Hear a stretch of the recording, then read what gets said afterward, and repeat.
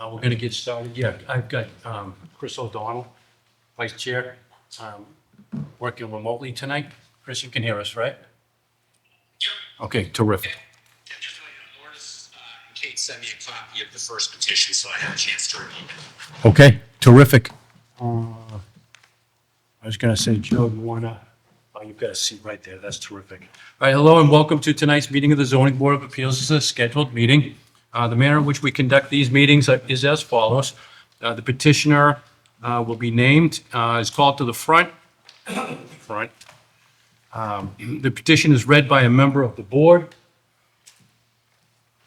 The petition is granted the floor to provide details, present exhibits, and otherwise state the argument on his own behalf. Discussion will be opened up to members of the public. All questions and comments should be directed to the board. We don't want anybody, talking amongst each other. Put them through the board. The board will discuss and cast a vote as necessary. Tonight we have Vice Chair Chris working remotely. We have an agenda. Now, who has the agenda? There it is up there. Thank you. New business is Thaos Santos. Okay, why don't you come on up front?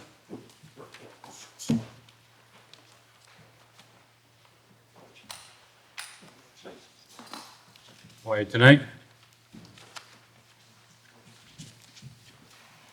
Okay, yeah, we'll find reading into the minutes. Thank you.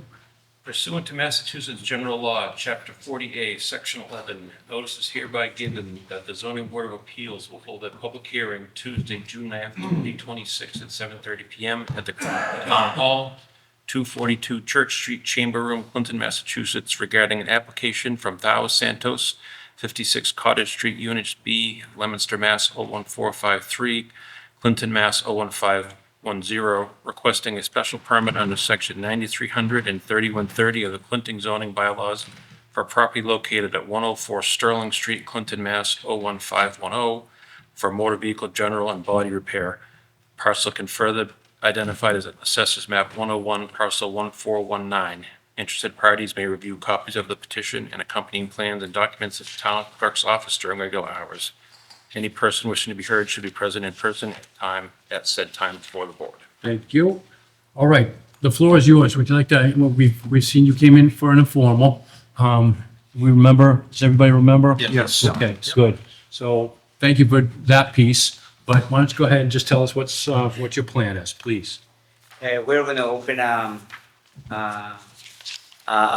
full outer body repair, and we're not going to use water or discharge water or something like that.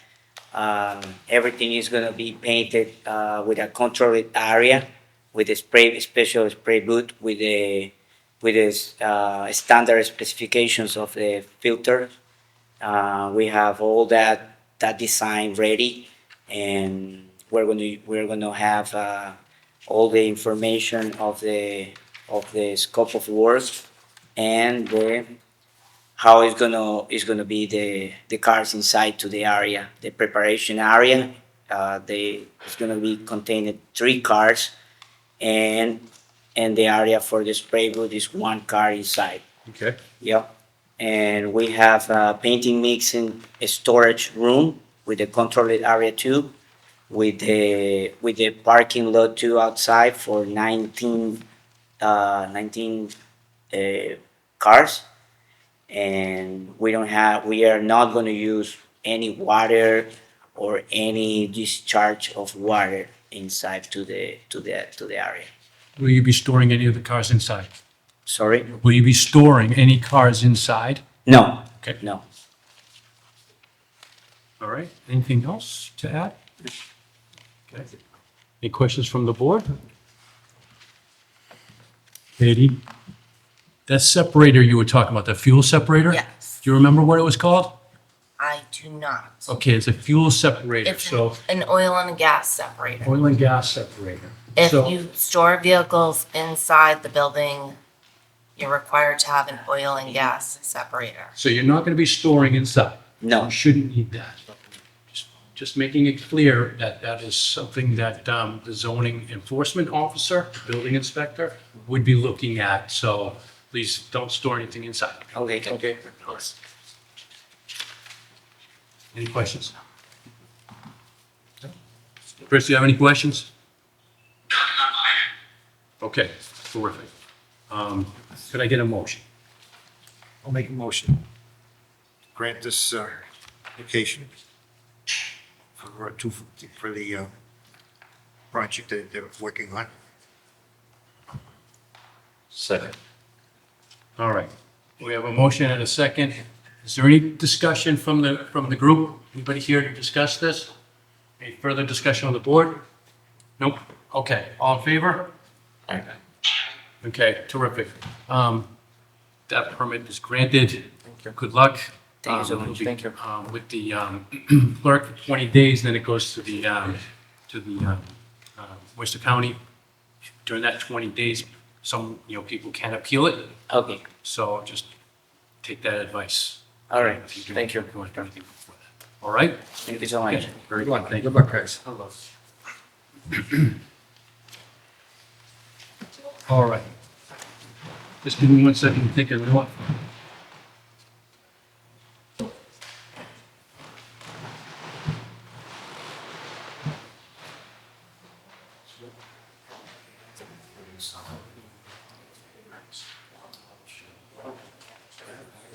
All right.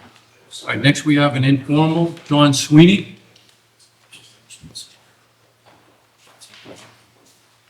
All right, John, what's going on? Good evening. Thanks for seeing me. Sure. First of all, Yep. I acquired a piece of property here in town. Yep.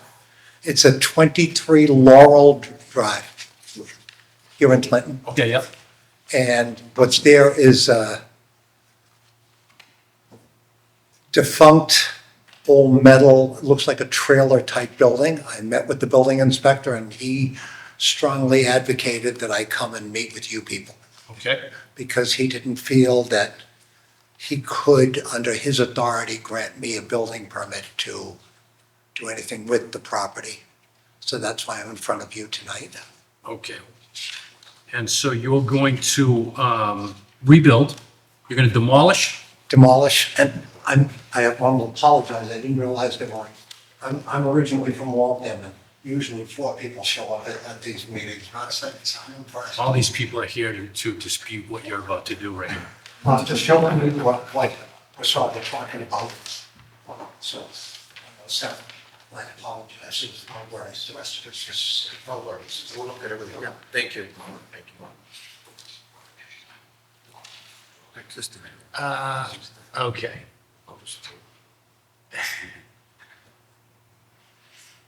I see why.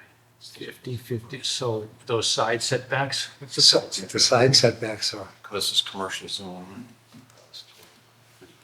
I thought you might be putting it on the same footprint, you are not. there's no footprint there now, there was some blocks that held the actual trailer up. Yeah. That was part of the building inspector's issue with it, is that there's not a formal This is the existing. foundation under this. So he's talking about. So because of that, Does it still meet the? he just said, we're not able to issue you a building permit for us, much of anything. Okay. Yes, sir. Question, would it be, let's for a second consider we'll say it's a structure for the zoning bylaws, is he looking to, create a new non-conformity, do you know, or do you know if he's looking to extend one that already exists? So this would be a new nonconformity, it looks like. What is the side setbacks? It's 15 feet in Yeah, so commercial. this is altogether new.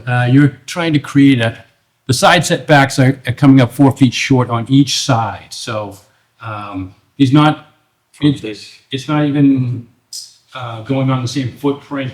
It's not increasing that nonconformity. It is, but it's actually lessening the nonconformity that's on the side. And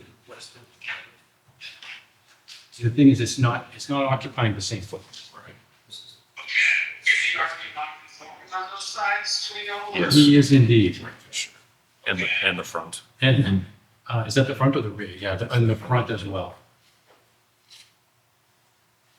The only place he's got the setback is the rear. And he would continue that, but Front is what, 25 feet? 25. No, the new proposal is for 25. So you get that. You don't have the frontage, so. We only have 50 feet there, that's correct. And but that's an existing non-conformance, so, But that's not a building, that's a trailer, there's no foundation there. yeah. Very small, partial. I mean, I think it was just for water and sewer. That was basically blocked there, but the rest of it was just unpeeled and what have you. Yeah, I don't think you can do this. Am I wrong? I don't see it. Let's see, you guys disagree? Yeah. You're trying to, I know what you're trying to do, trying to put a usable building on an existing lot. But if that's not even an existing, building per se, if it's just a trailer, then I think you're gonna have a problem. I do agree. I think unless your argument was made successfully that this trailer qualified as building in the bylaws, which if it did, then I would say you just need a special permit to alter or create something that's already non-conforming, we're not conforming, but if it's not obviously considered building, I don't think so. But without variance, of course. Right. Which you wouldn't likely get a variance on this either. There's nothing that would compel the courts to agree with that. So you own this property right now? That's correct. Yikes. I don't know what to tell you. When did you get it? When did we close on it? Did you just purchase it? About 8 months ago. Okay. And you purchased it with this in mind? What was there now was, if you drive by and take a look at it, it's rather shabby to say the very least. Sorry? Is anyone living here? No, the man that was in there actually passed away about 2 years ago. And so we acquired it, and there was some back taxes that were owed, we paid those. Okay. And what's there now is in rough shape. So we just thought if we made it closer to conforming, because what's there now doesn't conform at all. I mean, I believe from off the sidewalk, the building is 4 feet, and all of a sudden the building is there. We're proposing going back 25 feet. The only thing that we're really lacking on are side yards. I mean, the town they've been paying taxes on this. It's assessed for $260,000. Been collecting taxes for years. If the building burned to the ground, would you allow it to be rebuilt? It's the question. So it must be considered a house. Well, no, it's considered ranch. Starts as ranch on the assessor's information, bedroom ranch. Our zoning bylaws, unfortunately, don't give greatest definitions of what's considered a building or structure. That'd be the thing I would say, so. Where are there trailer homes in town that are considered houses? Yeah. I mean, some of them do have foundations and stuff, so that is kind of where I'm on it. I mean, obviously it would be better if it was a better structure. Yeah, versus. Is this the only design you're thinking about? I'm sorry? Is this the only design you're thinking about? No, I mean, I'm open to suggestions from the board as well. So what if you were to do something within the same structure that you have, but maybe we can look and see, because at the end of the day, you would want to have a Well, nice. Well, I think that we would need to actually determine if this is an actual structure and if this is, just a non-conformity that can be expanded or something like that, because currently there's nothing actually there. It's a trailer, you know what I mean? So you put some wheels on it, you drive it away, and it's like as if nothing was there. So I think that for us, we need to figure out where the legal boundary, I would love to see something better there. Right. I think all of us would, everyone in this town would like to see something good, but like my teammates are saying, Yeah, the strange thing about it is you can, it's counterintuitive, but you can continue a nonconformity. You know what I mean? Like what you're proposing here is to make it better and more fitting of the lot, move it back and all that stuff. And that's noble and practical and all of that. The main point is it actually a building that can be considered something that will be either destroyed by, fire or whatever, or it was demolished and then create a new one. Well, I mean, all I looked at when I looked at the overall situation was, the land was assessed for $87,200. The improvement, this trailer or whatever you want to call it, is an additional $177,500 for a total of $264,000. It's hard to, I guess, try and understand how you can collect a lot of money in taxes on one end, you say, oh, you can't do anything with it on the other. It just doesn't make sense to me. No, I don't disagree with that. All right, well, I'm glad you came. What I think I'd like to do is meet with the building inspector and get his understanding of the building. Okay, And you can talk to Katie, a week's time or so. if you'd like a site visit and get inside, I'm happy to make arrangements. Yep. And then I think we can then make an assessment there, to see if this is something, like I said, you can rebuild on something that has been demolished and was non-conforming. You can do that, okay? So that's what you'd be doing essentially, as long as that dwelling is considered, a building, and as Chris pointed out, it's not definitions, but I think we'll have to explore that to make sure that. I think that was the building inspector's entire issue, was the fact that he didn't view it as a building per se, he viewed it as a trailer. Yeah. That's I think that we just need to dig into it and see what our options are. I think everybody on this board would like to see something better there, but our hands are tied by, the bylaw is just like everyone else. I understand. Yep. And I appreciate your time and thank you for your time. Sure, you're welcome. And like I said, in a week or two, just ask Katie what's come of it all, and we'll see what we can do. It's too many. Can I ask you a question, just because I like to know? Please. Have you talked to an architect or No, anyone? I didn't want to do anything because I didn't know what the board's posture was going to be, first of all. And if they said, hey, we want to see this or we want to see that, then at that point, obviously, I'd bring somebody in to work with it, to give you guys something that you could live with as far as I'd say go from a talk to design point of view and so on. my advice is go talk to an architect and present it to the building inspector. And he will tell you, the architect will tell you with the building inspector what you can and cannot do, how you can move forward in the future to change it. Thank you, I appreciate You're it. welcome. Okay, talk to you soon. Thank you. You're welcome. Thank you.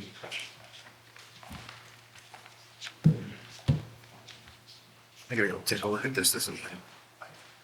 We gotta see, it should be helpful. Sign when usually was I go. Back to this, use one.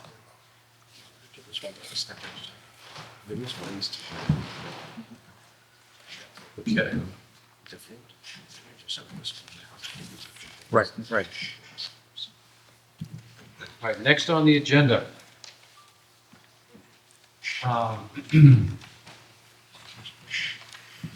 BigDaddy Trust, comprehensive permit rules and regulations. BigDaddy's here? Great. Again. Come on up. Okay, before we get started, why don't you have a seat? Before we get started, we have these rules that we'd like to, the rules and regulations that we need to vote on adopting. I can put my hands on it.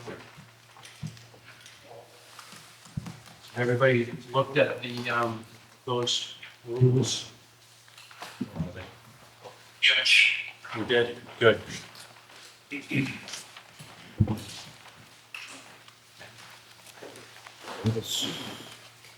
I have them with you, great, thank you.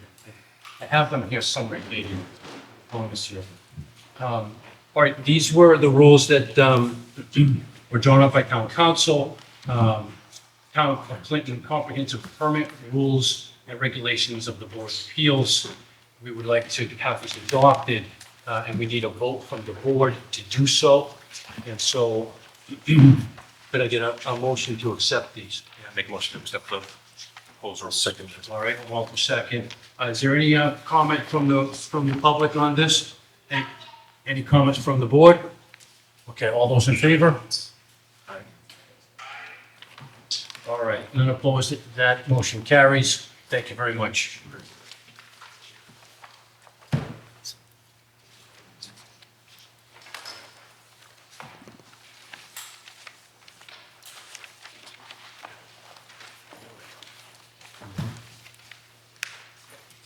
All right. Greg, tonight, so do you have anything to add from the last meeting? No, nothing pertinent. We Okay. answered and supplied an awful lot of homework. All right. So that I'm hoping we can discuss that in addition to public comments. Okay, yeah, because tonight, I think that what I'd like to do is take comments from the public. We've got letters. Everybody was very patient last week, and I think we had our ears open and our mouths closed, and tonight we'd like to open up our mouths a little bit, sure. And the board is open to hearing what the public has to say. I'm sure you are too, to make this an open forum for everybody to be heard. So with that said, before we get started with the public comment, I'd like to encourage members of the public to meet with the petitioner outside these meetings. We certainly cannot on the board as a board, but you folks certainly can, and working together in ways that don't include the board is perfectly, I don't know what the word is. It's a good idea.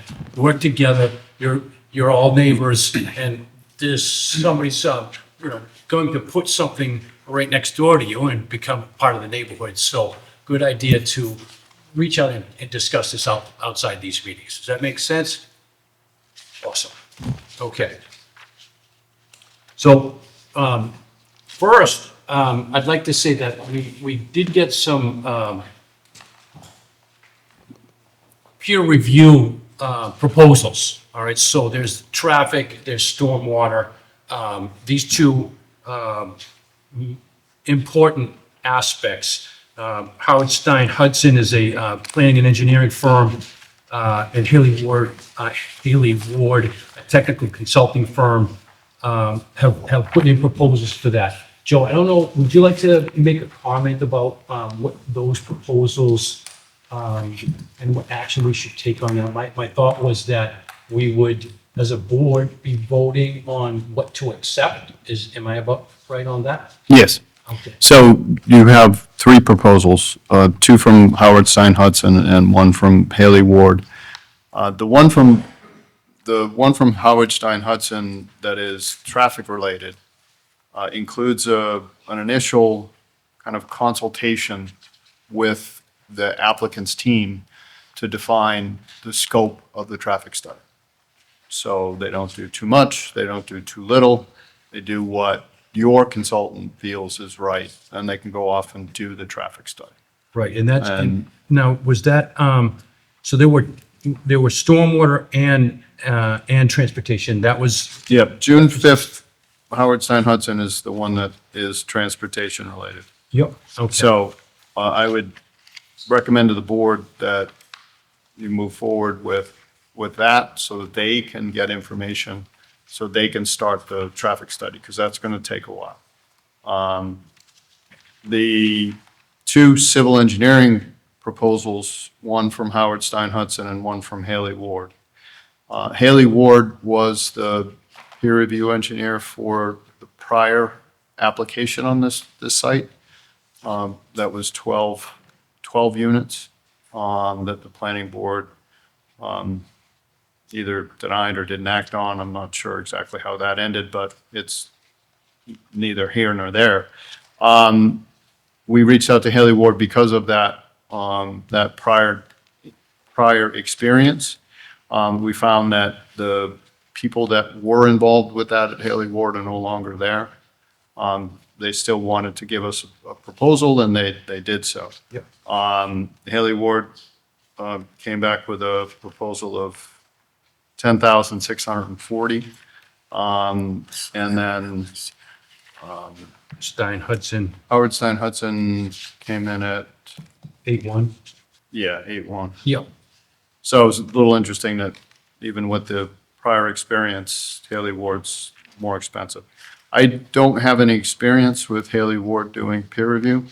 I have a wealth of experience with Howard Stein Hudson.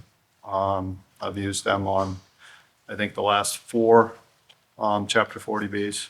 They are good from the standpoint of understanding the context of 40B and the preliminary information wrangle and, helping the board define additional services. And most importantly, they're very responsive and available to be at meetings and to try to move the process along. The last thing we need is, a peer reviewer taking weeks and weeks to review something when we're trying to meet every month. So personally, my recommendation would be just to keep it all with Howard Stein Hudson on both fronts. Saves the applicant a couple dollars. And they're prepared to immediately move forward. I think I agree, and so is it appropriate to take a vote on that, get some comment from the public, or should we wait to the end?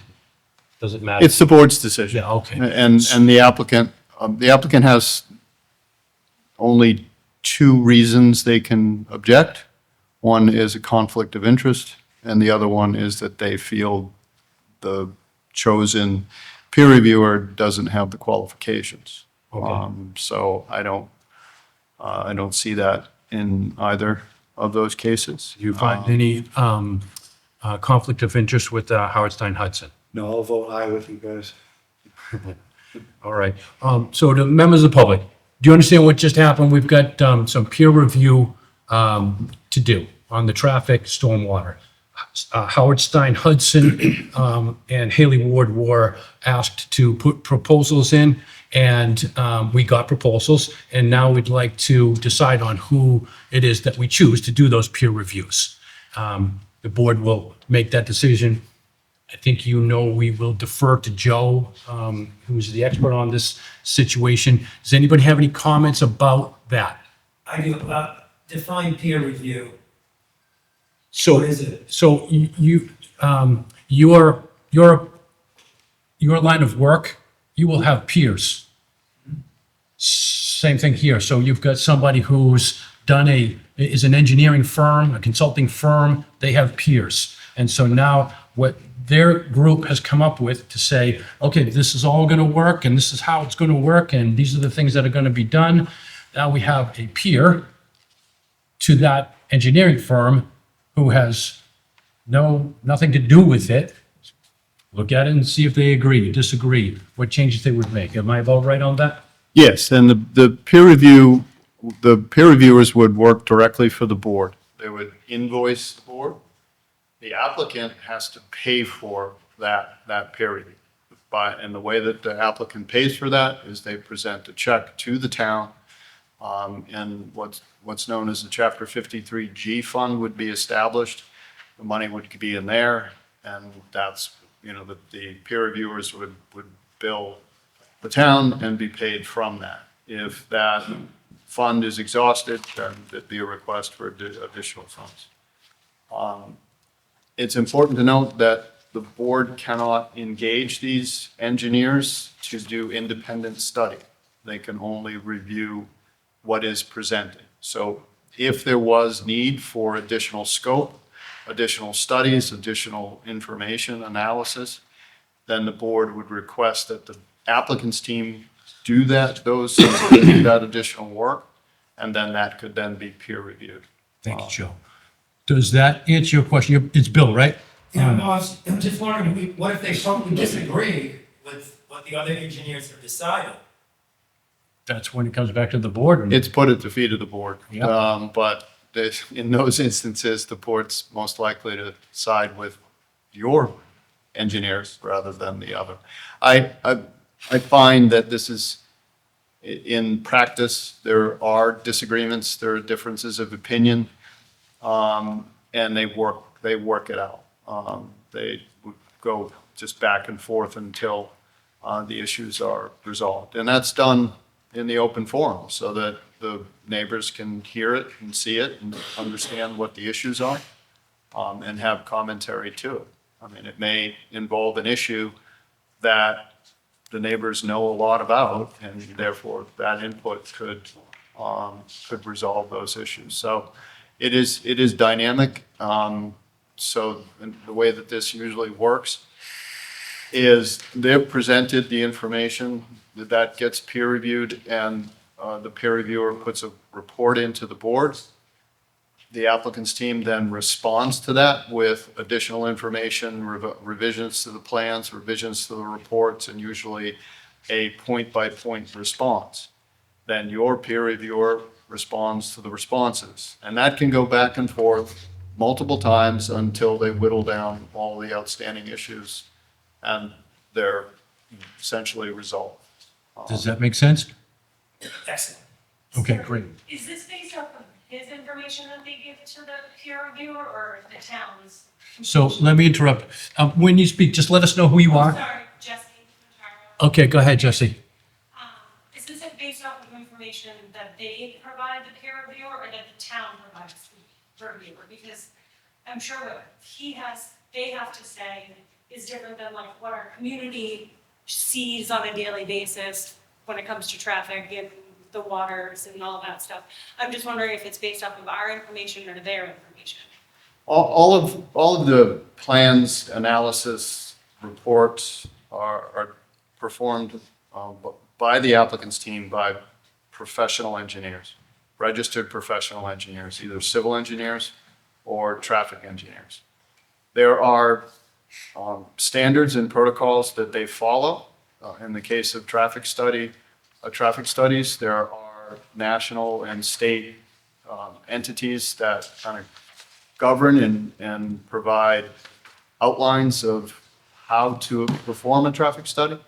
And that's one of the first things that the board's peer review engineer will do. Was this study done in accordance with? Both engineers would be remiss to not take in information from town departments, town staff, and the neighbors as that process evolves. But it's highly technical, again, industry standards. When we get to the civil engineering side, there are state guidelines, there are local guidelines that govern the design of these. They're done by a professional engineer registered with the Commonwealth. The peer reviewer is a registered professional engineer. So it may seem Greek to a lot of you, but trust that this is how it's done in every community with regards to following the rules and verifying that those rules are being met. Thank you, Joe. Does that make sense to you? Yeah, so they're gonna come back and ask the town, so they receive information, Yes. and then they'll come and ask questions to the town. They'll come back with It's their not just findings. trusting on information that they're getting from someone who wants this. So sure, they'll come back with their findings and then we'll have that discussion and then there'll be more discussion with regard to what. With public input? Yes, exactly. So. As I was mentioning, I'm sorry, it's just, if we feel like more investigation is warranted, we can always request for more work to be done in a certain area. But basically, we rely on their team to do the work. Our team will review the work, and then if the board or the community speak up and say, hey, we think X, Y, and Z needs to be done, then we will address it at that time. Does that help? Okay. All right. Go ahead. Tom O'Connell. Would copies of all of this stuff be available for us to see before we move forward on it? So thus far, everything that the board has is online. And then we're going to continue to publish, this is all public information, and it will be available on the website for you to review. I think there's a lot of it already up there, am I right, Katie? So we started that process already, so yes. So everything that was presented during the last meeting is already online. Everything that will be presented during this meeting and discussed during this meeting will get uploaded online tomorrow or the day after. And it's on the zoning board page, Clinton website. Thank you, Dimitro. Okay. All right, so what, are there any other questions right now relating to the peer review that we're discussing right now? Okay. We get a motion to accept the proposals from Howard Stein Hudson for the transportation and stormwater peer review. Have I accurately characterized those? Okay. Can I ask a question? And to Sorry. request, I'm sorry, you can go. I just want to ask a question there. yeah, and to request the applicant provide the total fund. So I can give you that. That was the 8,000. I read that too, so where did I see that? Yeah, so the traffic, I read the numbers. 8.7. and the civil is 8,100, so it's 16,800. Yep. I make a motion to accept the peer review from Howard Stein Hudson for transportation and for water drain, stormwater, civil engineering, and request for in payment of 16,700, was it? 16,800. 16,800 from the applicant. All right. Walter, would you like to second that? I'll second that motion, yes. All right. Is there any more comment or questions from the public? Can I ask a question? Go ahead. Obviously, this is a new thing for all of us, so we are approving Howard Stern Hudson, right? And I guess these two are supposed to be, this one is better than this company, that's what you were saying?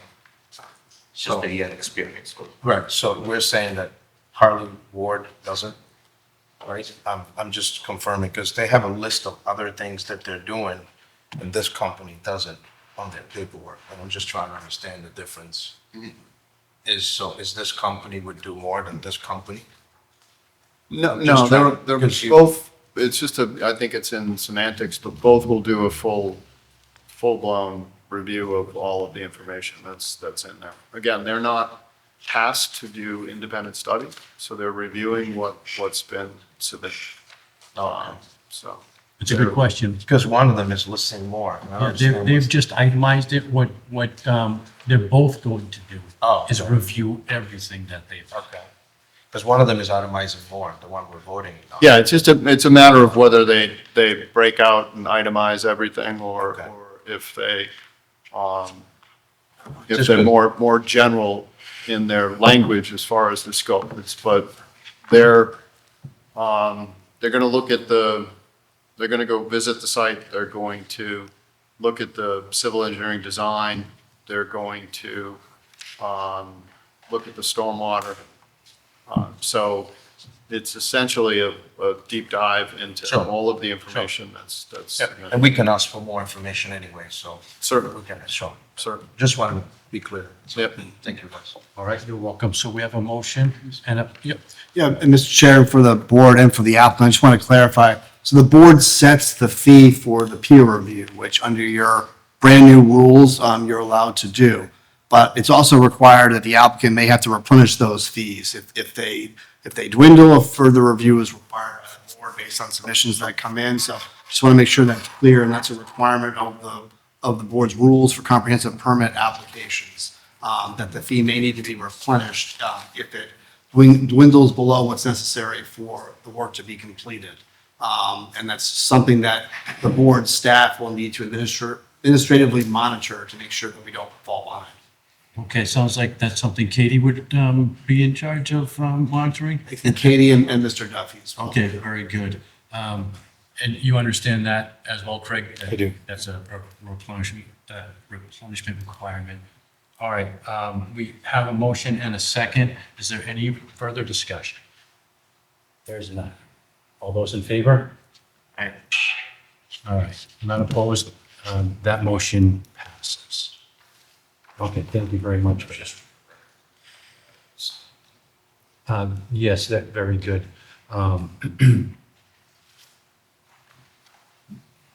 Next, oh, you should probably announce. Yeah, I've done some consultant work for the applicant, so I'm not being part of this, you know. I have no input for or any voting on this application. That makes sense to everybody. He's abstaining from voting in. But we still have 5 members with Chris on the phone. Okay. Next, I'd like to hear from some of the folks that had written letters. Is there anybody who would like to get started and raise your hand? And I know that there's a lot to be said, but I'd like to hear from some of you folks who want to speak up. Anybody like to get started? Bill, would you like to get started? Well, first of all, Mr. Chairman, could this gentleman identify himself? Who is he? Oh, that's Mr. Gavin. Sure. Go ahead. You may. Sure, I'm Brian Falk from Myrick with Town Council. He and Joe were here last time. They were sitting down the end. You remember you were in, I think many of you were here. They were sitting down the far end. All right. Anybody want to get started? No comments tonight? Oh, I have a lot of comments. All right. He's our spokesperson. No, I'm not really. All right. I'm basically here tonight to talk about my neighborhood because I'm in a butter. I'm someone that's going to be right next to this massive project.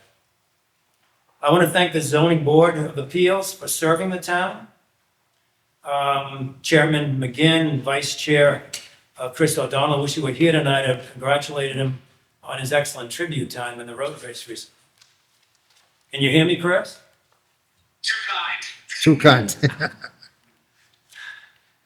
I want to thank Select Board Member Mary Dickow, who is here today, and for being with us tonight, and Joe Peznola, I believe it's pronounced, by Hancock Associates, for helping us guide through the intricacies of this development. Most of all, though, I want to thank my neighbors who, like me, have been opposed to this massive condominium project for a long time. And I want to bring you to my neighborhood. I think you're the only one that lives in the neighborhood, is that correct? I don't know if the rest of you have ever been to that part of the acre. I'm sure you have been, because in order to get to the malls and to a lot of places past Berlin, to get to 495, you must go by my house. Now, you probably don't even need a traffic study. I've got plenty of chairs in the front of my house on the porch that could accommodate all of you. Because all you have to do is sit there and watch. The traffic is immense, massive. Now, I'm a United States citizen and resident of Clinton. I live at 98 Berlin Street, and I have paid taxes to this town for 50 years. Many of my neighbors behind me have paid taxes. We are taxpayers. Everyone in this building works for us, the taxpayer. Everyone in the fire department, police department, school department work for the taxpayer. One of my main concerns, and I'm bringing that up tonight, and many of my neighbors, I'm not a spokesperson for all the neighbors, they also have concerns, and they'll be bringing them to you when the next meeting is, or meetings after that. One of my main concerns is the condominiums in apartment complexes already on the acre district. I'm going to list them off and see what you think. And all the cars proposed for this project would feed from Coyne Street, which will be destroyed by this project, Kilmurray, which will be, and Berlin Street. They all feed to that. because there's no other way out. That's the only way out and in of this project. Lindbergh Street. I wouldn't want to live on that street either. There's the Clinton Place condominiums, which is a stone's throw, a football field from my house. I fought against that one. It's there, and it's big. Down the road, there's the Town Line Apartments, 120 units. Further down the road is the Briarwood condominiums. And beyond that, still in Clinton, is the massive Woodlands project. That's what we live in on the acre. That's the kind of development we already have. We don't want any more. Excuse my expression, Mr. Chairman, but the acre is now overdeveloped. And I think enough is enough. Now that's my concern tonight. There are many others behind me that have concerns. There's water concerns. Besides the traffic, there's all kinds of different concerns about this project. Have you seen it? It's a massive project. I invite all of you to come to my house, walk the backyard. There's a lot of ticks now, so you'd have to be protected. Come and walk it and see what you think. I think your decision's going to have a big influence on the decision when you see it. Thank you. Well, Thank you. Thank you. all right. Thank you for that. Anybody else like to speak up? Go ahead. Yeah.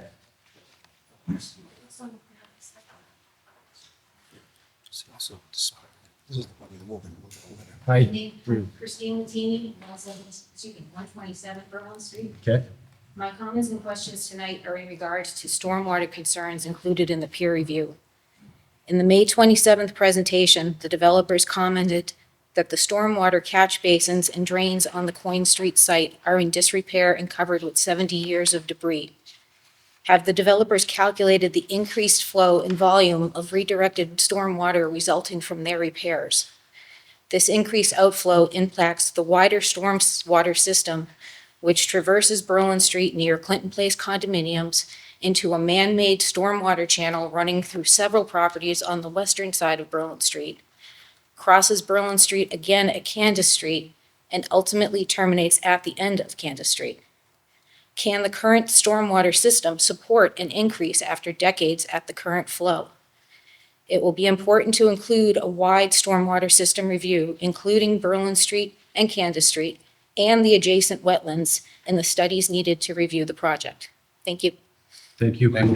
So again, just to answer that, so that's part of what we heard right at the very beginning is a stormwater review of what their proposal is going to take place, so we can be sure that those are addressed and never be confused. I just want to make sure that people are aware that it's not a pipe that's under the ground somewhere, that there's a channel through the yards and the properties all along Berlin Street that runs into the area across from Candace Street and flows in a very large loop to the end of Candace Street.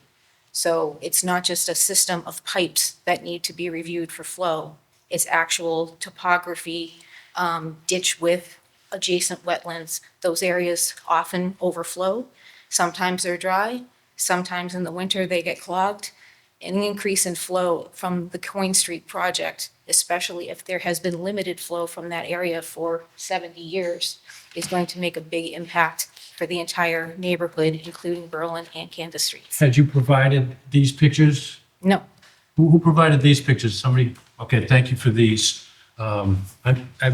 This is probably what you're talking about. no, that is not. Those are from behind Berlin Street on the eastern side. Yeah. What I'm referring to is a drainage channel carved out in the 1950s, I believe, through the properties on the western side of Berlin Street. Okay.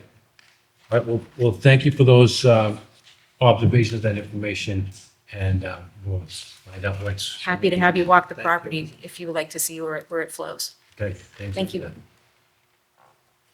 Did you see these pictures, Dimitri? I did. Everybody saw these? Yes. Okay.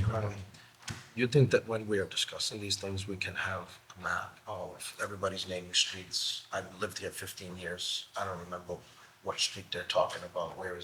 Is there any way we can create some kind of a big map that we can put on the side that we can discuss that as people are talking to us? Some of what's being discussed is not on there. I can print out It- a big map. That would be for us. very helpful, Yeah. so we can For the understand neighborhood.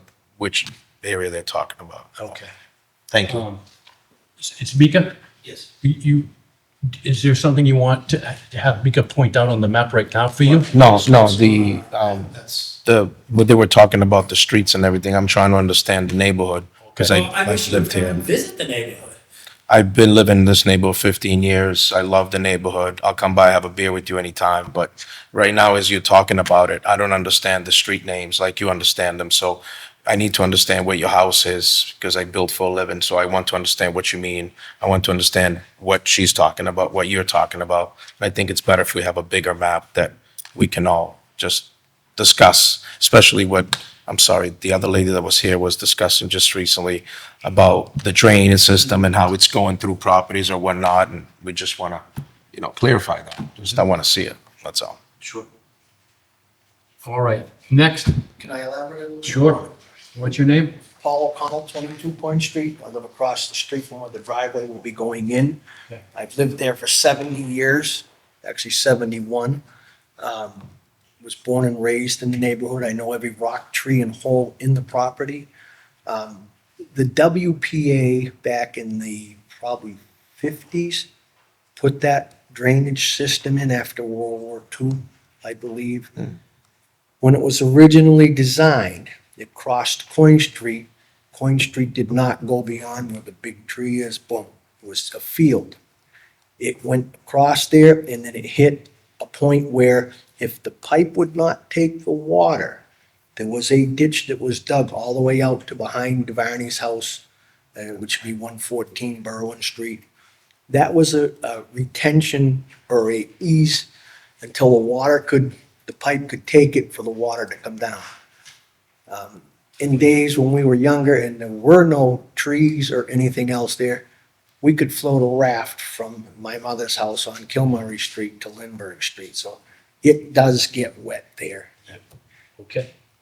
Thank you for that. Thank you for that information, yes.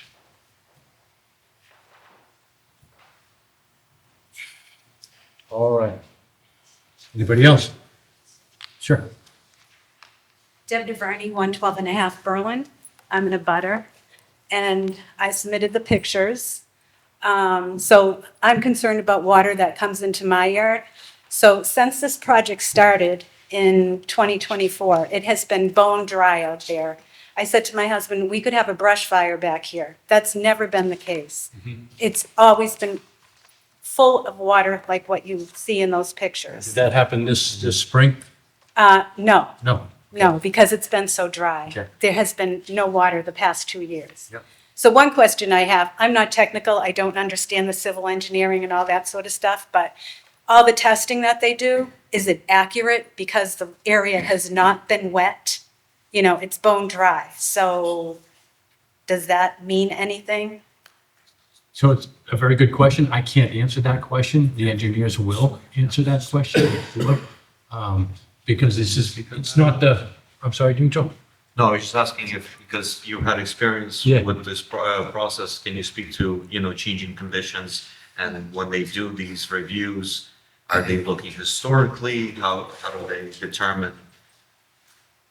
Well, the wetlands are mapped using wetland vegetation, which tends, even in dry years, not to necessarily change with regards to, they're dependent on subsurface water, not surface water per se.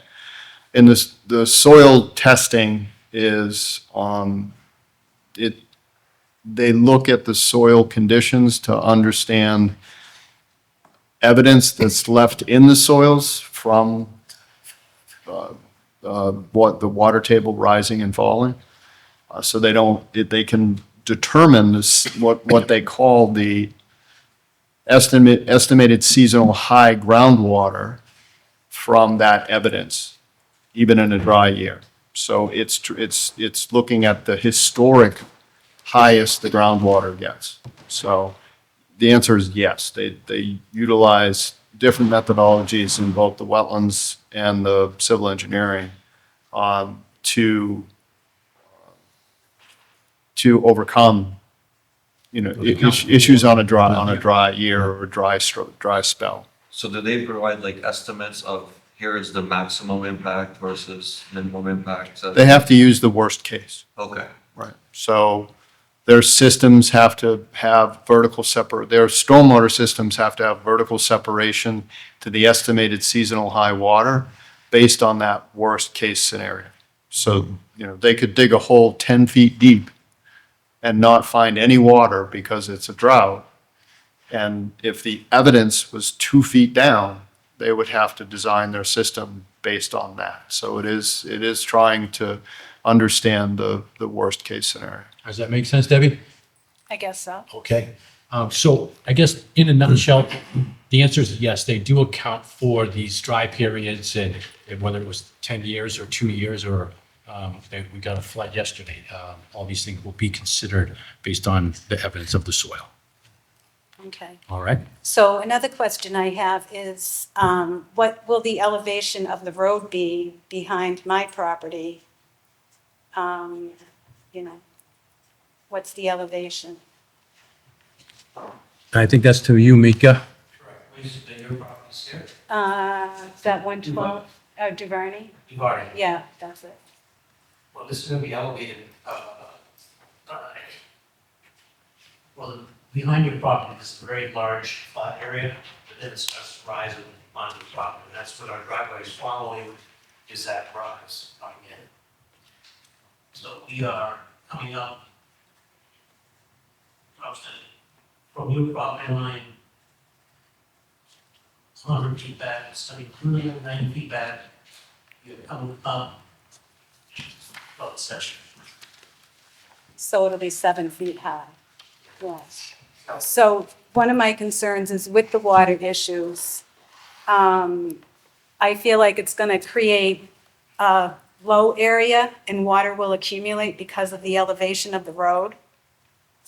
So between the road and then my property, can water build up in there and then come into my yard even more than what it does now? So that's a concern, because the road has to be fabricated to be put in there. Yes, it does. The whole, how high is it when it goes up the hill too? And if I may, just. Please do. With this process, just to point back to what you were saying about conditions, where the wetlands are, where the water table is. We're respecting the wetland conditions that were identified. You've got conservation to lock in where are our resource areas, where are the flooded areas, where are the low-lying areas. And that was based on wetland, the consultants that we hired to come delineate it. We located it, went over that with the Conservation Commission as to where are the low areas that we need to conserve on this property and the abutting properties. The stormwater that we designed and this crossing is the same basic spine of the project, is identical to what we presented to the Conservation Commission. So that's one of our presentations and board information that we need to provide to you, to the peer reviewers. What we changed is just the number of units, density. And if you look at the previous design, we had larger units. We had bonus. In essence, they were duplexes, but in essence, the size of a triplex. Because we had a larger rooftop footprint. Here, we condensed everything into a tighter footprint. What we have from a stormwater design, which she's referring to, the peer review King and Ward, what they wanted us to balance and look at was the impact to our lot according to the analysis point, low point. How much volume of water is coming in? They conservatively had us analyze that. Typically, you look at the rate of water, how quickly it is, but they wanted us to look at the 100-year storm event to this location. So what we had done in the impervious coverage that we had, the development and the alteration, which is essentially the same, except that, again, we've pushed some of the units a little bit closer to certain areas of the property limits. However, the stormwater basin is intended to catch the runoff from the development, slowly release it, and then there's a low point and there's a cross culvert underneath this driveway, so you actually have a two-tiered event occurring. You have like a cascading effect, if you follow. So, hope that. Can I ask you a question? When did you do the testing? You said you went to the conservation, so what date? You said you went there, you tested, you did what you had to do? Well, the wetlands consultants go out and they do Yeah, audits. right. When was that? That was 3 years ago. Right. So we'd have to do with them again, don't we? Because in 2 years, things changed? No, No? it's still, that's. It's like a course. It's, the wetland determination that we have is still valid. Okay. How long does it last? The last 3 years, but the Permanent Extension Act, 2024, extended everything 2 years. Okay. So is it safe to say that maybe the water has changed in the last 3 years? Every year, things change. Of course. I mean, I'm just listening to my neighbors, so. But like the photos that you have, we're stating water. Okay. All right, so Debbie, does that answer your question? I guess. Well, We'll find out, right? We're starting to, yeah, these are sort of beginning questions. More will come, and as Mika and the peer review look at things, there will be some determinations that, yes, God bless you, so that, we'll get more answers and there'll be more questions, I'm sure, but we'll keep on working on that. Yes, sir. Now, conservation, all conservation issues also come through this board, is that correct? I'm sorry, say it again. Conservation, just want to clarify, because we're getting into the stormwater element of it. Anything in the resource area, does that still go through conservation, or does that come through ZBA? The Conservation Commission retains jurisdiction under the State Wetlands Act. They have an order of conditions from the previous project. Their assertion is that the work within the resource areas and the buffer zones are essentially the same, and therefore this project should be able to rely upon that order of conditions. That is for the Conservation Commission to opine on, and it's not part of your task.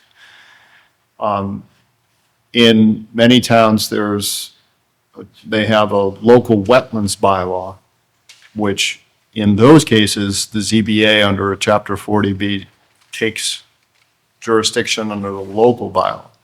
The Clinton doesn't have a local bylaw, so you really don't have anything to review from the standpoint of wetlands.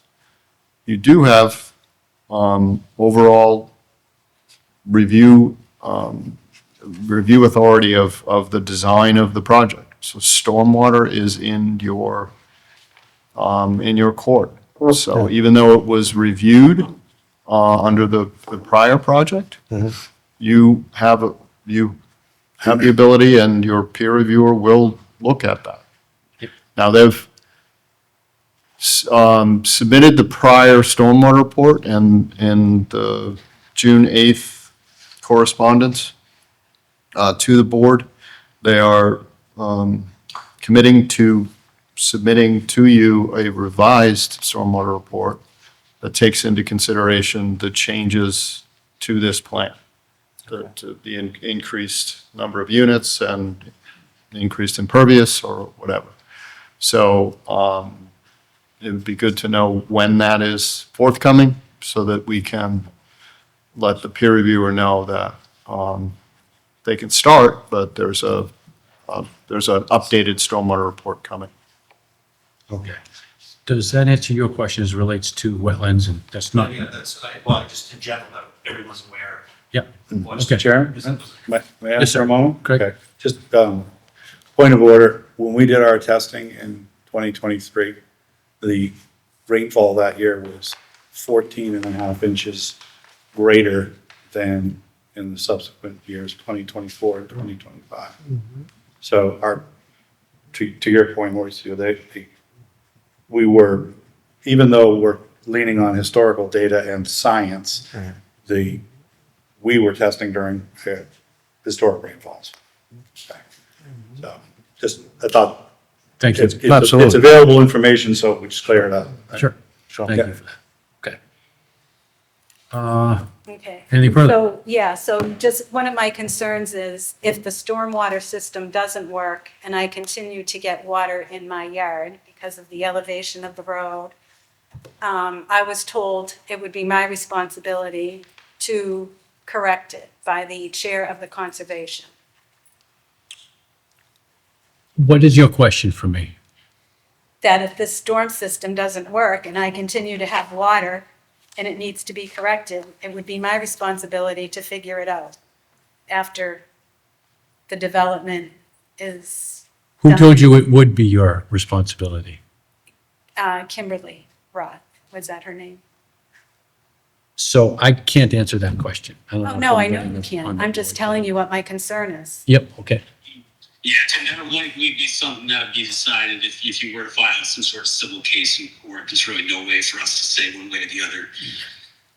Yeah, I agree. I just speculating, if you will, for 1 second, I would say that you would have to go to court for it. Yeah. Something like that. Mika? And she said it may help the issue, but if it doesn't, Yeah. Mika? Your existing conditions, people's basements, yards are flooding in that area, or we're not here to fix it. There's an existing problem. We can't make it worse.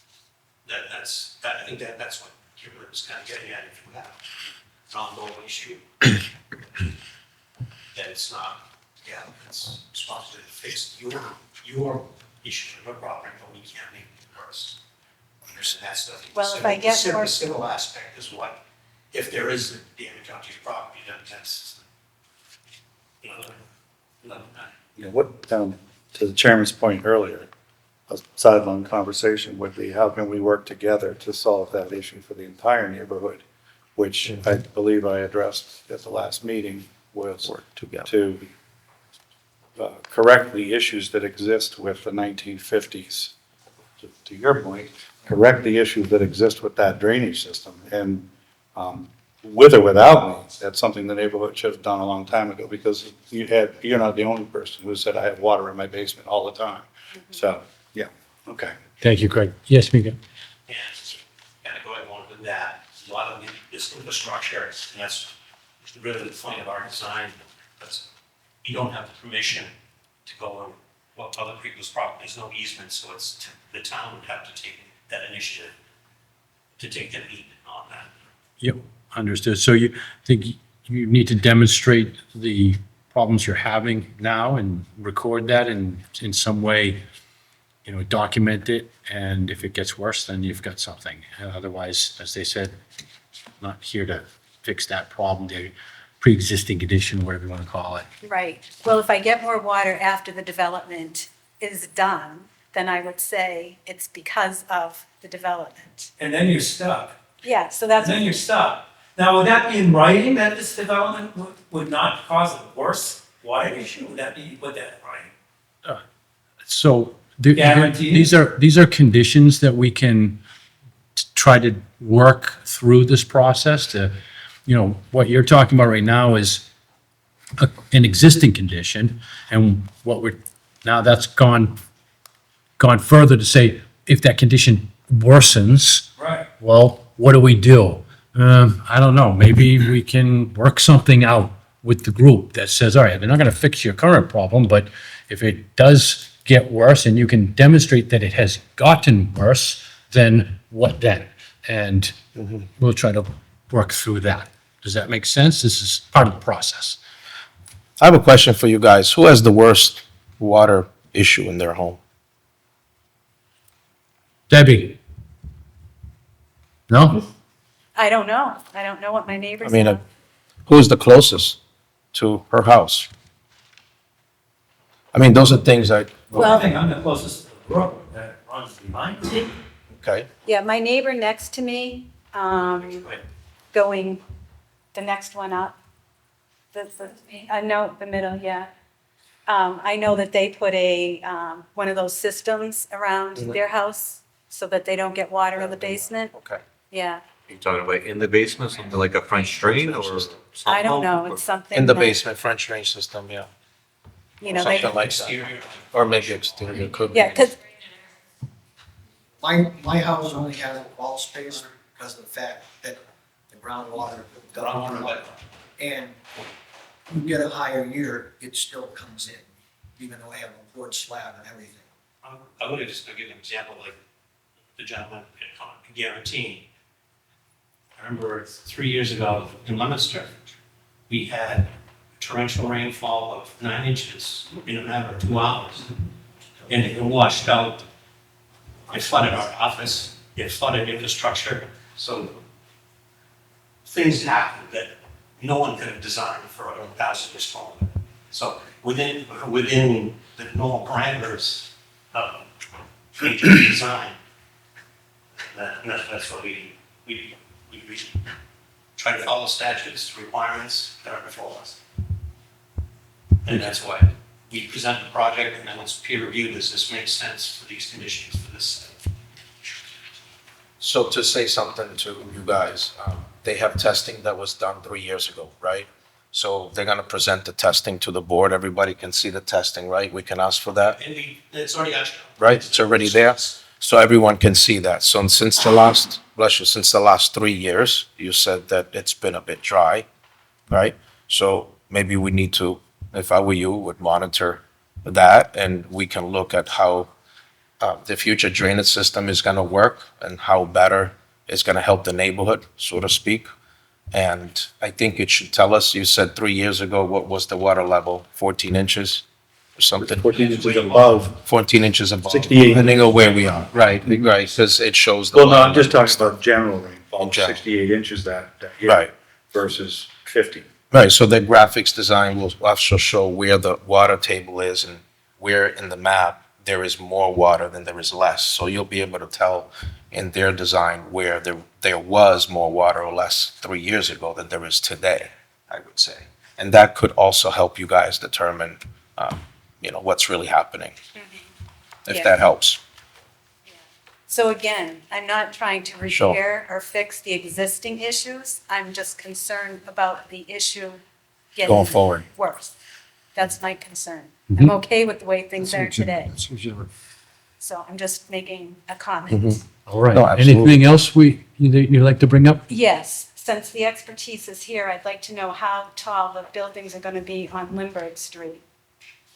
Well, they're two-story buildings, so then it's climbed with the slope. So each one, you have the building plans. So The ridgeline. the units are 35 feet high in the application, but once with the elevation of the road and the slab, what will the height of those buildings be? It's gonna vary based on which unit you're on, and if it's the case. So please tell me what was the worst. Well, they're all the same from the ground. The ground, that's how this shows the ridge line, so we are 30 feet in ridge line. The ridge line on each unit is no more than 30 feet from grade. That's not something. They say that's 35. Let's not answer specifically what it is. We'll get the information to tell you specifically what it is at the next meeting. I mean, as it sits on the lot, 30 feet to the ridge line, Somewhere in that. I mean, 30 to 35. Yep. And Do we what- know what is the elevation change between the different parts of the lot? So what is the lowest level and what is the highest level? Yeah, the grading is on here. Can you point it out for me? Because in front of me, it's very hard for me to read this.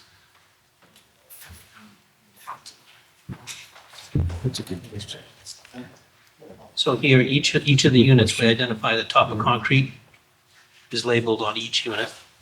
Okay. Every single unit, and the ones that have the potential for basement. So here, top of concrete, I'm at 379. Well, what I'm trying to establish is like, for example, this house here, what is the elevation change between here and here? Between, on just the land? Oh, just the land, okay. Just the land, not including the house, because the house, you guys are not going to answer as far as definitive. So just trying to get the land elevation change. From here to here, there's about a 10-foot change. Okay, and from here to here? This is, Like what I'm trying to say, so is 10 the minimum or the maximum? it's not, So like between here and here? what's, and here and here? you want to know what the maximum? Yeah, like what is the difference I in don't know that. elevation I don't have changes? that number. Okay. But- Because I think that what they are concerned about is the privacy issue between Mm-hmm. these houses and these homes, because you're, number one, very close to their lots, obviously. Yeah. Everybody can see that. So that was one of my biggest concerns as well, is just how close they are to the boundaries, because obviously you're getting you're getting away from the zoning bylaws by doing this close. And as I spoke to you during the last meeting, you said this is ledged, you didn't want to blast so much, so that's why they are so close. So if they are going to be that close and they're going to be much higher, is it going to feel like these people are sitting on top of these people's heads, And just so you also understand, the minimum setback line is here. This particular row, we are beyond actually Okay, there's only a few units that we are encroaching. All right. Here, so what's the Here. distance here? I'm about 25 feet, Okay, your zoning's 20. okay. So, and at the previous, the 12 So this unit is- design, I can use the rest. yeah. there's- So this guy is going to have like. hang on kind one of second. when it comes to that, and- But it's a wooded area. Okay. All right, if I could interrupt for 1 second, we're just going to take a 5-minute break, if everybody agrees. Yep. All right, thanks. 5 minutes, please. All right, that was 5 minutes. Thank you very much, everybody. Thank you, Tim. You're welcome. Go ahead, Mika, you had something? As far, what was that? All right, so I think where we left off was, we were looking at where the buildings currently are across from the closest, and what the increase in elevation was, and there's about 10 feet from those. It varies where you are, Yep. obviously. Sure. I mean, as we're coming on, it's undulating topography, so. Yep. Give you an Yes. exact number. So I was But just wondering, structure- what's the height of one of those houses after It's a the two-story elevation of structure. the road? So- And I thought they so were we just- 35 feet high. No, so I just conferred with my contractor. They're less than 30. The peak of the roof is less than 30 from concrete, Okay, okay, from Yep. the set. The floors are, in other words, if there's concern about privacy, majority of that height is in the roof. So the actual house itself, second floor windows, is less than 16 feet. okay. Does that make sense? So obviously everything's going to follow the topography as it goes up, as the hill goes up. This house may be 20 feet. Yeah, right. This one might be 20 feet. They're So both. that's what I was wondering, what is the height of the tallest unit on Lindbergh Street? So is there a drawing you guys can provide us? Considering the elevation of the road and the slab. I mean, are the people on Lindbergh gonna be doing this to look at the Right. house? Right. We have the building plans and we have the site topography, and then that's what I have. But I thought that we can ask for more drawings, right? If, So I have a question. I assume you guys are professional developers. You probably have thought of this as being a concern, I'm guessing. Have you guys thought about mitigating the concerns of privacy, planting some tall trees or bushes or fencing? Like, what has been discussed that, from your perspective, would work? We have discussed fencing, we've also looked at, again, positioning as much as we can, respecting where the trees are. So keeping that existing woodland buffer as much as we can, certain areas we can. And in areas where we're encroaching and getting close, putting up a fence and screening and plantings. We haven't gone to the detail of the planting plan for the project, but again, things are in flux, so we haven't gone into that specifics of, okay, shrub spacing and that sort of thing, and calling out species. So I have a follow-up question. It's the question that I asked you during the last meeting is in regards to the location. Have you ever considered pushing it forward? I know that there's ledge and there's blasting involved and so forth. Have their plans been drawn up for that, and cost structures that were applied to those plans versus something like this? Or is this the only plan that was ever created? We've created several plans along the way, and what we ended up was this roadway pattern to satisfy the Conservation Commission's concerns with roadway and access. And from a stormwater perspective, we had looked at other areas, but we have not ventured into the rocky areas. If you go out there, if you look at it, the cost of doing that, then I think it'd be cost prohibitive to do that. But We have also drawn a, one building, 32 units as well, which we did not feel, it's a 4-story building. We did not feel that that was appropriate to the neighborhood. So we backed off of that, at my assertion, and with trying to stay in character of the town and provide as close to single-family living as possible. But again, sticking to 3-bedroom units to maintain a neighborhood and family structure. That's what our intent is. All right. yeah, the abutting, and again, we have single family, 2-family, and 3-family surrounding the area. Yeah, we had looked at putting a larger structure centered in the property. And just a giant box, essentially. Yeah, I understand. Yeah. Giant box with parking underneath. I understand as it was mentioned, I'm the only person that lives close to there. And, what you guys are proposing to build isn't going to look like the rest of the neighborhood. And I think everyone realizes that.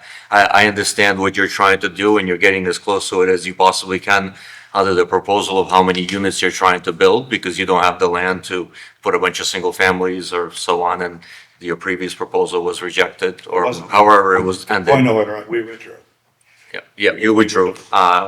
But in either case, so I understand that this is not exactly going to satisfy anyone, from your perspective or from the neighbor's perspective. And I understand that you're trying to make your best case scenario by proposing this. My concern from this, from looking at this, I'm from the assessor's office. My principal assessor went out to the site and walked the site. And he had mentioned to me initially, some of these are going to be very close to the lots and is going to make neighbors uncomfortable. Obviously, there are neighbors here that are probably from those houses that are looking at it and saying, I have a peaceful situation and now I'm going to have neighbors overlooking me. So that was my biggest concern on that as far as privacy goes. And so what I would like to see from my perspective, and I don't know what we can request from this, but I would like to see some sort of, maybe some sketches or drawings or something that shows how those areas would be mitigated for privacy and how it would affect each and every neighbor along that line. I think that would help some neighbors understand what they have to live with, right? Because right now we're looking at something and, a lot of the people here looked at a lot of drawings in their lives. A lot of the neighbors have never looked at any drawings when it comes to this. When they look at this, it means nothing to them. They're just looking at it and saying, like, there's going to be someone right next to me, and I'm not going to have the privacy that I once had, which is, I understand that that's still going to be the case no matter what you do, but I'd like to show them, I'd like you guys to show what you're going to do in order to make them feel more comfortable about what you're trying to accomplish here. So would that be like a 3D plan? Is that what Excuse you- me? I would like to figure out what they can present for us. All right, just one more, please. Joe? Mr. Chairman, in similar situations to this, what is helpful is to have the applicant provide cross-sections. So what the cross-section shows is the existing house with the relative elevation and the ground, and then the proposed house, so that you can get an idea of how far they are and what the height differential is. And then you could start to plug in, what is a fence going to do? Fence may not do anything because you see right over it because the units are higher. So I think along Lindbergh, where the units are the closest and there's some topography there, a couple of key cross-sections through there would be very telling. Thank you, Joe. Mika, you are nodding on that? And that's what I was gonna just suggest, that we draw like a section line, we draw a line from this point here, looking across. So that's what we'd have to do. We'd be drawing and identifying from this line position, for instance, here, looking that way or looking down. Do you have such a drawing? No, Can you provide one for us, please? Good. Very good, thank you. Debbie, does that make sense? This is what I think Demetra has, put it in a nutshell. Yeah. There's some concerns, there's some uncertainty. Well, what am I looking at? And, am I gonna be looking up at, somebody's, dinner table? So, we can get that kind of a drawing, and then maybe you'll have a better understanding of what it is that's. That does. So behind my property, I would like to know what trees are coming out, like, is it gonna be totally open to the road? It'll throw this down on the road. Keep going to, yeah, right Here. But We're not proposing. we're not This is all proposing, wooded. but This is all trees. This is just. So what's in there will we don't have remain? intention of touching anything except for right up next to the road. Okay, so I'm like 90 feet, I think, from the road. 85, 90 feet. So the reality is your view is not gonna change at all. Okay. So during the conservation meeting, you said that you would prune the trees that are starting to overhang my yard and my neighbor's yard. They have had trees fall on their fence and cause damage. And they're not, it's not something that we can go out with the pole saw, because they're high and they're hanging over. Along here. So Debbie, what are you asking right now? For the trees that are starting to overhang in my yard to be trimmed, pruned, whatever. All right, Visible, is trimming. Yeah. okay. Yeah, it's nothing that we can do ourselves. They say if something is hanging in your yard, you can go out and trim it with the pole saw, Yeah, I think. But they're too high for us to do that. We can't cut it. okay. And they're really bad in my neighbor's yard. All right. And then last, I would say that, the concern for me is access. I don't wanna, on the one hand, you don't want me to disrupt behind the house, on the other hand, I gotta get equipment in there to do something to tall trees. So without a site visit, looking at it, evaluation, and then through construction process, I would, if it's something that's doable as a part of our clearing, where we're not going to damage other trees, because we do want to maintain as much of the integrity of the forest out there as we can, for our residents as well as the residents that are here. So, I would say TBD on how we handle that. Just know that I'll work with you to try to assist. Again, it's a pre-existing condition.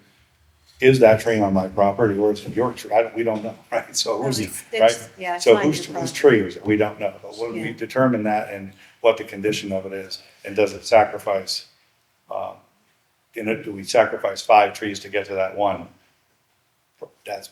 Then we would make that mathematical decision. But if we can get to it without that, we have no issue cutting a few trees.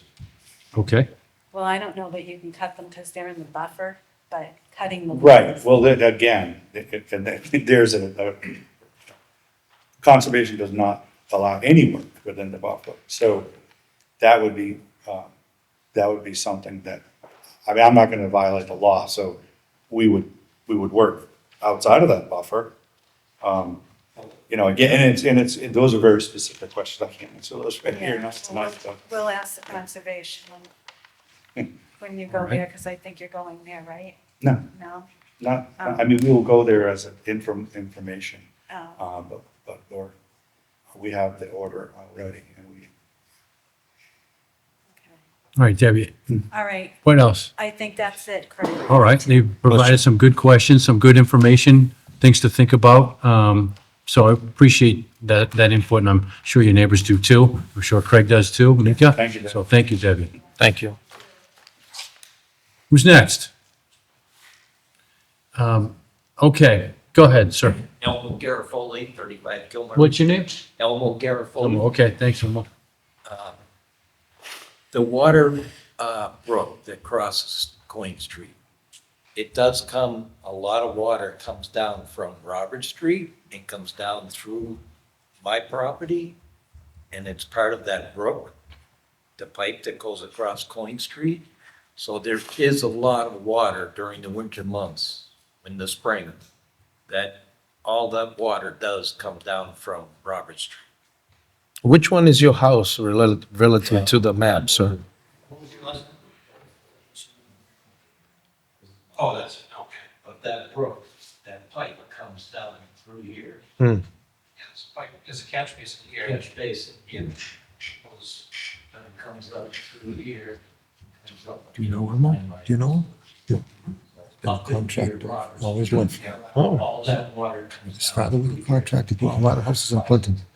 And he as well. Oh, yeah. Kids. I don't know. Okay, thank you for that. Thank you, thank you. That drain on Coyne Street is not actually a catch basin. Which one? The one brook there. There's no structure underneath it, it's just a pipe. It's just This a- one right here? Yeah, it's just an access to it. You So the can't- pipe, So there's no structure, it's no, there's a pipe, there's a pipe out. well, yeah, well, it's just open, they took the top of the pipe off, it's like that. So there's no structure underneath the pipe. It's just a pipe over material. It's not doing anything underneath. Cement blocks or something. Right, so just whatever water goes in that pipe. Yeah. X amount of gallons before. Okay. All right. No further comment from the public at this time. Craig, and Mika, do you have anything to add right now? I believe so, huh? Okay. Maybe, Joe, maybe something. one more thing. Tom, go ahead. On the blasting that might be done, is there gonna be any reassurance on when they do blast that it won't affect other people's foundations? Am I correct? I can, Joe, Because- do you have Yeah. thoughts on that? Any blasting has to be done in accordance with state regulations, and that state regulation involves the fire department. So the fire department's notified. Any blasting company that performs blasting has to do pre-blast surveys. I think that's within 500 feet of the proposed blast. Pre-blast survey is, you can refuse to let them in your house, but that's probably not a good idea. Pre-blast survey, they would come and look at the house, take video and photographic information of foundations, conditions, and so forth, so that there's a baseline record before they do that. And then there's normally protocols for when they can blast, time of day. There'll be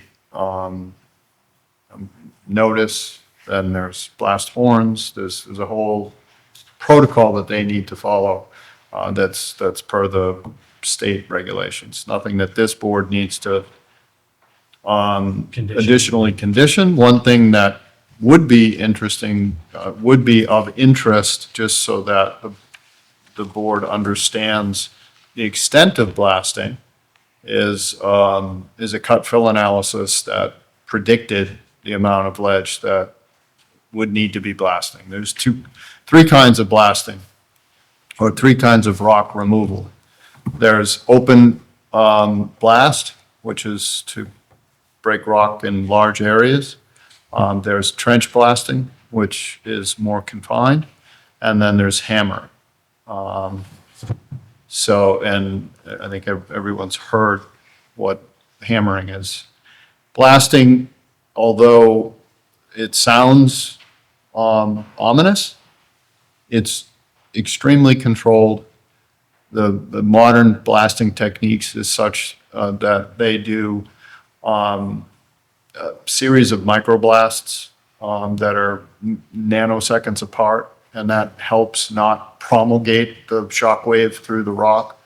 Hammering is a nightmare, because they can start work at 7 a.m. and they can start hammering the rock, and that noise is going to go 8 hours a day, 5 days a week. It's cheaper to do hammering, but it many times people try to push the developer away from blasting, and they end up having to hammer, and then it's a nightmare. So kind of what the board should request from the applicant is again, a cut fill analysis and an indication on a preliminary basis of how much ledge removal will be done and what they're being told from their contractor, the methodologies should be with regards to implementation of that, which would then say how long a period that they'll have to do that. Thank you, Joe. Does that answer your question, Elmo? Yeah. All right. Joe, you had something? Yes, at the last meeting, it was mentioned that there's potential to, the applicant mentioned the potential for the town going for grants to do improvements to problematic infrastructure that's out there. You couple that with the original DPW comments on this project that talked about major work to the sewer, water, stormwater, and the roadways of both Coyne and Kilmary. There's an opportunity here to utilize what's known as the MassWorks grant program. The way that the MassWorks grant program works is the grant application is from the town, and it is for public infrastructure. But it is somewhat related to a project. And if it's a housing project, it is even more attractive to the MassWorks grant people. Grants are anywhere from $2 million to $5 million. The way that this normally works in this kind of a scenario is the board requests that the developer work with Public Works to define the infrastructure that's needed, that needs to be improved, and somehow get that on a plan that could be the basis of preliminary cost estimates. Then that is what is used, that preliminary plan and the cost estimates is what is used by the town to go after the grant money.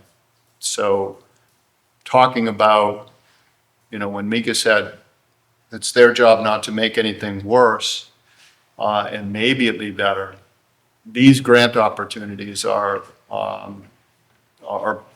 designed to help the towns with aging infrastructure around these projects get that infrastructure fixed. So the willingness of the applicant to assist in this is generation of these preliminary plans. It could even be assisting with cost estimation and so forth. The timing on these grants is the town needs to put in an intent to go after a grant in April, and then they need to submit the application in June, July timeframe, and then the grants are awarded in October. So probably we have missed this year's round, but it's definitely fodder for the 27 season. And through the process, it's fact-finding, identification of the aging infrastructure that needs repair, and then they're almost cartoons. They're preliminary plans to just be able to delineate. We're going to replace 1,000 feet of water line and 1,500 feet of sewer line, and we're going to repave Coyne, and we're going to repave Kilmary, or whatever that be. It could be adding sidewalks. It could be adding crosswalks. Anything that could be considered public infrastructure is fodder. National Grid, things like that? Gas, electric?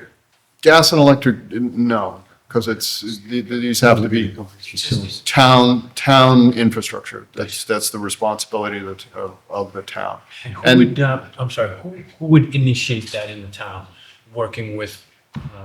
It's usually Public Works, because they control all of that. But it's, you know, in many instances, the applicant's team kind of puts everything together for the town and feeds it to them so that they can essentially just submit it. The grant can cover construction documents. So you don't have to have the design to construction level. The grant can actually support that. And, you know, going through the public bid process, hire an engineer to put construction documents together and then put that out to bid. It's all has to be a public bid. And you said our next deadline is May? The next deadline would be April 27 to put together a letter of intent. So as we work through the process of reviewing the impacts, the concerns, and the mitigation that this project needs, we put concerns in 3 buckets. The first bucket is it's all on the applicant. It's applicant's responsibility to do that, whatever it is. So their internal stormwater system is in that bucket. They have to pay for that. They have to do it. There's no question. The second bucket is it's a gray area of whether or not it's the responsibility of the applicant. Or the town. But it's leaning towards it's a town aging infrastructure issue, but it has to be fixed or the project can't go forward. So an example of that is if the sewer didn't work, sewer was pitched the wrong way or it was whatever. And the sewer department said, you're not connecting to that because it doesn't work. There's 2 options for the developer. They can either take it upon themselves to fix it or wait for the town to fix it. And waiting for the town to fix it, they have to come up with the funds, they have to it has to get on the priority list, it has to whatever. So it puts the developer in a quandary because it has to get fixed, but it's not their responsibility, but whatever. Yep. The third bucket is it's absolutely not their responsibility and it doesn't have to get done, but it would be really nice to have. And usually those are items that you can negotiate with the developer, and if they're feeling really gracious, they can offer that. The whole MassWorks grant idea kind of takes that figuring out the buckets away, and because it's not the town's money and it's not his money, it's the state's money, and these funds are earmarked for public infrastructure improvements that are related to projects. And again, if it's housing, they're seen as very attractive. And I've gone through probably 8 projects that have gotten money that ranges from $2 million to $5 million, and really made some great improvements to the communities in the areas of these projects. Excellent. That's good info. Thank you for that, Joe. Can I ask a follow-up on that? What is the town's kind of options as far as putting this as a requirement? So let's say, you know, we talk about it, we decide, all right, well, yeah, you need to replace the sewer line and we want to go for this grant, but obviously we can't apply for it for a year. And we were all hoping that this would be done in a year. Let's hope. So we'll be coming towards the end of our negotiation period through this process at that point, at least I'm hoping. So is it possible to put it contingent as a sense of saying like, here is what we're requesting. If the state doesn't give us the money, then it's on to you. Like, just how can that be handled? You have to be very sensitive to understanding whether it's in that first bucket or that second bucket. If it's in the first bucket, it's absolutely a condition. If it's in the second bucket, the best scenario is to get the applicant to assent to do it. And then it's not a condition in the decision, it's a memorialization of that offer to do the work. And they're usually going to want to do that because they know that it has to get done for their project to function. But but they don't want to wait around for the town to do it or put themselves in the position of having to wait for that grant, or if the grant doesn't get awarded. So the most important thing that we have ahead of us is identifying all of those concerns and beginning to put them in those buckets, right? So that the board can understand their position from the standpoint of the ability to condition those items. But as I said, if the timing works for the grant, and if the applicant's willing to assist in that, it really can kind of take that, having to untangle whose responsibility it is and does it have to get done out. I haven't, in the 8 projects that we've gone for mass work trends, we got them all. So there is quite a bit of money that the state has set aside for just this. All right, well, we'll try to get some. We have a question over here. I just had a question. The grants and so forth are a moot point if the project's rejected, is that correct? Yes. Thank It has to be connected to a project. Thank you. Anybody else? Yes. Oh, and maybe two, Jesse, you Tara. So there's a chance that it's gonna be the town's responsibility to fix the water system so that they can have it, the sewage system? I can't really comment on that. I suppose anything's possible. It could be, as Joe has pointed out, you know. That was one of the buckets, is that it's gonna be the town's responsibility to pay for them having a sewage updated for that area. Through you, Mr. Chairman, there certainly can be identification of existing problems with town infrastructure. That is the responsibility of the town to fix. What the board and the applicant cannot do is compel the town to prioritize that in the time frame that meets the developer's needs. They may say, we've got a list, and yes, the Coyne Street sewer is on that list, but it's number 52, and it might not happen for 10 years.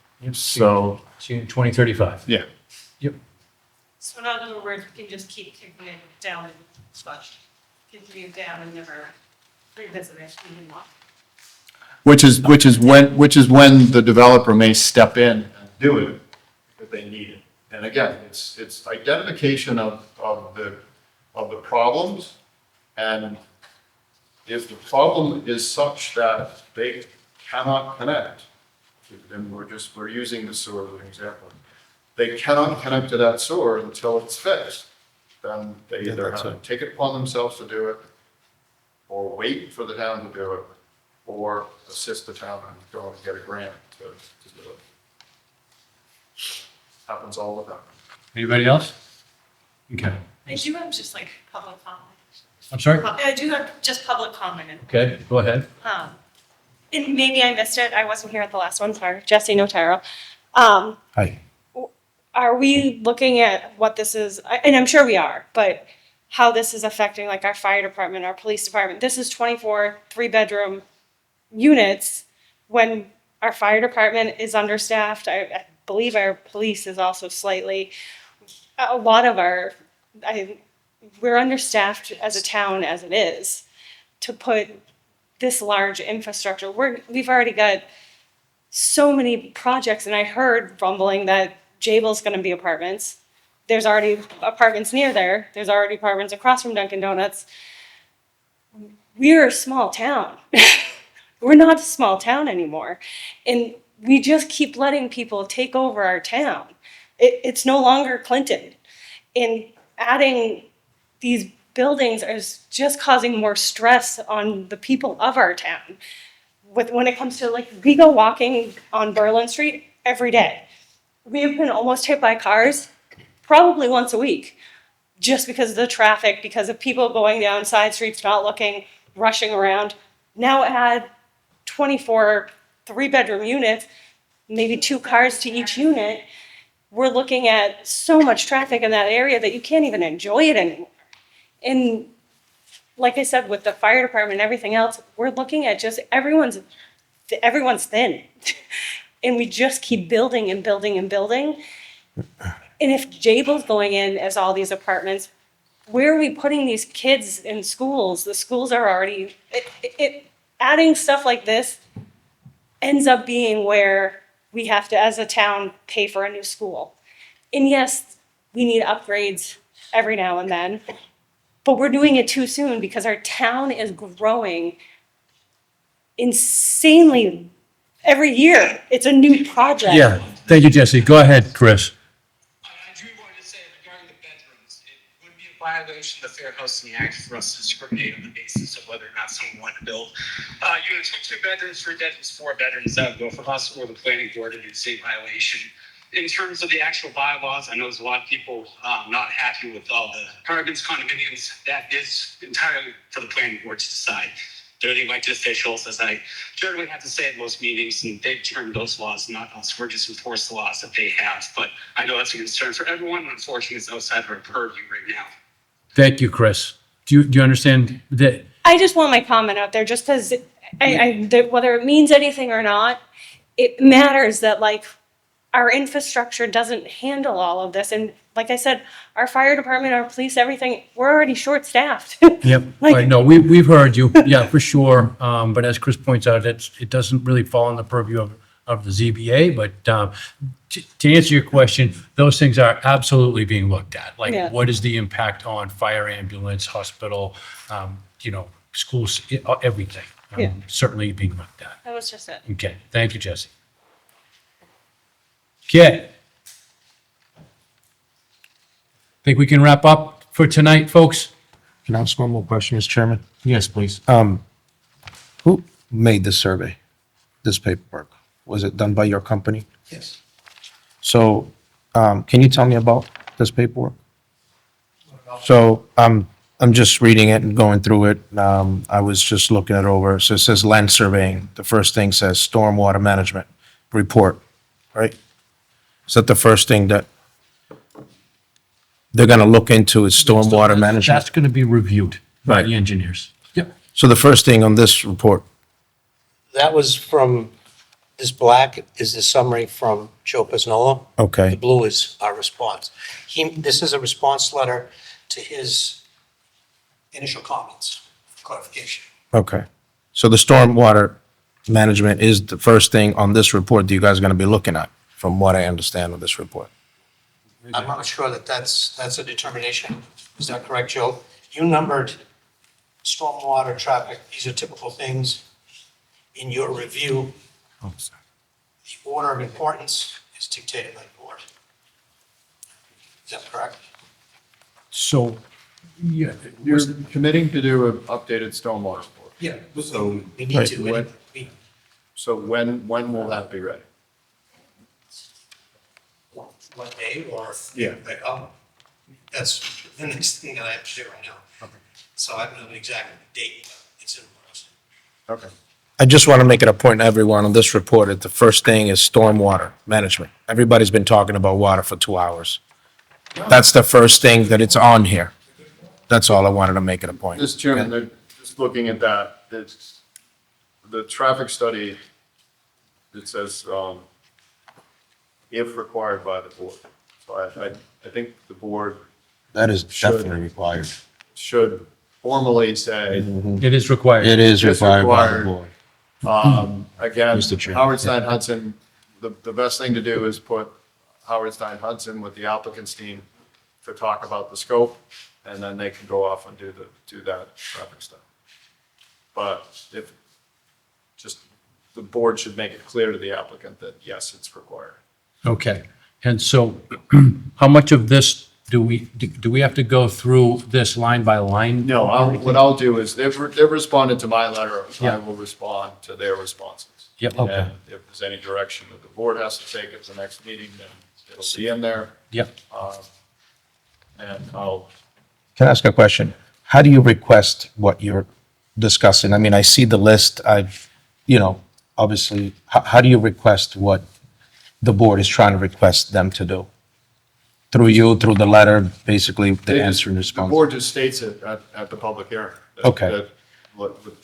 For instance, Yeah. with the traffic study. Yeah.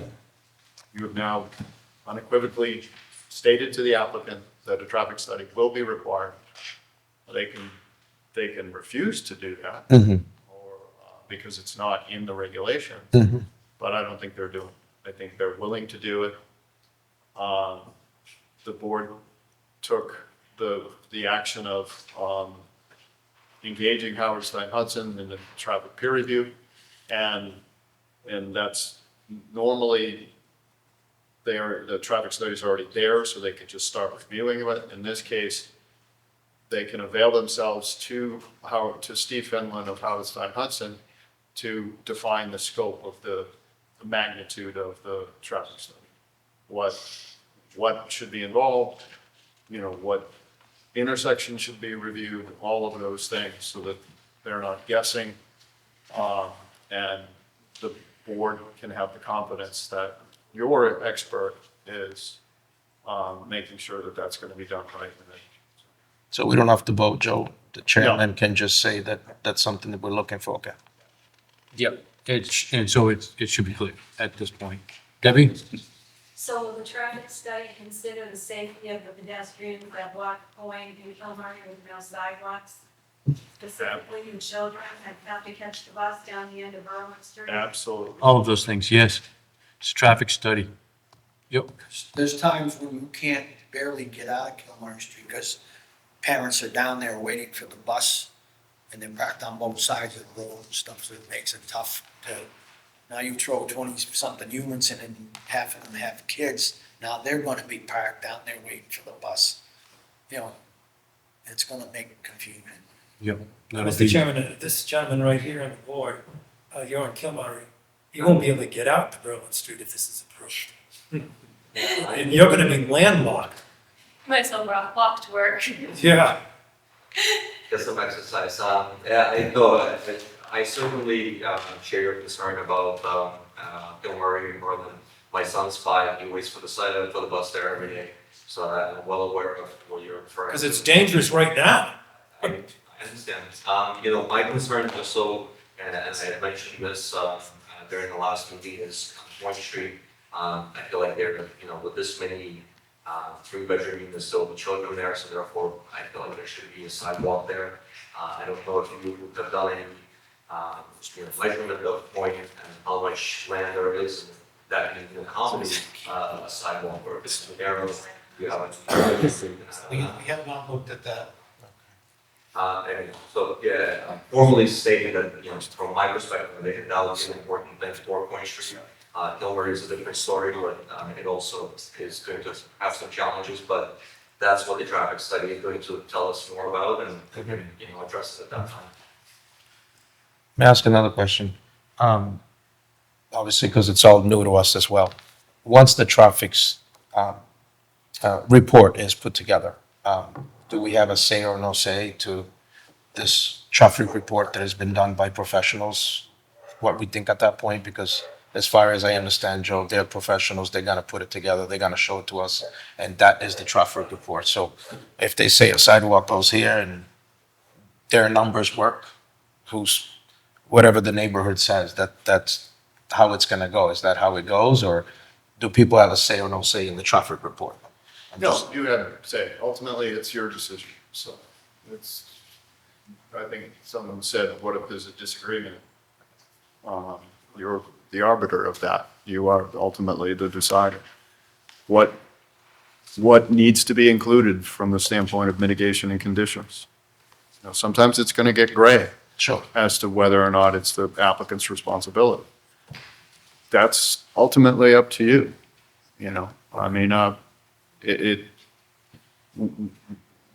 Brian and I may advise you against putting a certain condition in. That doesn't mean you can't put it in there. This is your decision, so.